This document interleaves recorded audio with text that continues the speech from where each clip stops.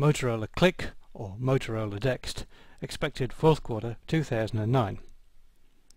Motorola today finally announced their long-awaited first Android handset, codenamed the Motorola Morrison, based on a customized version of the Android operating system, which is designed to provide seamless integration with social networking sites and messaging applications.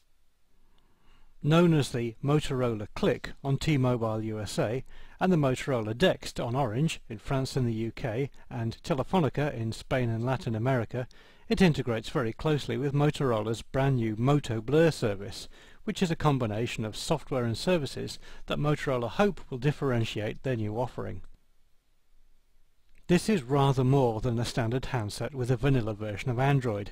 It's very clear that Motorola have put in a significant amount of work to enhance the end-user experience. For example, a Moto Blur widget can allow you to post status updates to several different social networking sites all at once, without having to bother with typing in all the different usernames and passwords. And it's not just about social networking.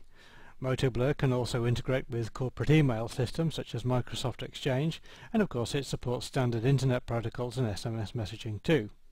The Motorola Cliq or Dext can pull down contacts from all the different messaging systems with an aim to make the Cliq Dext a single unified point to manage disparate services.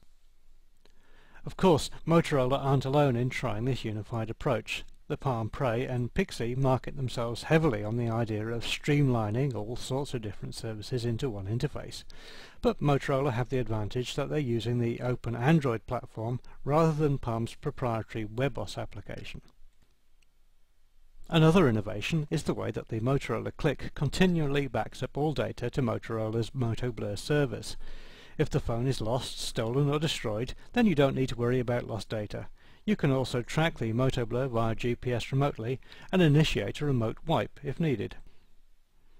We've talked a lot about the software and services that accompany this offering, but the hardware is important too.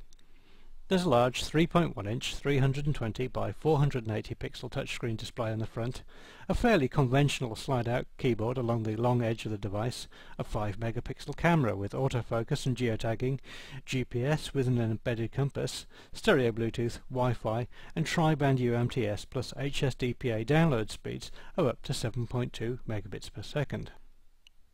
The operating system is Android 1.5 or Cupcake, and this can play back a very wide variety of media files through the standard 3.5mm audio socket, and it has a suite of Google applications plus YouTube support built in.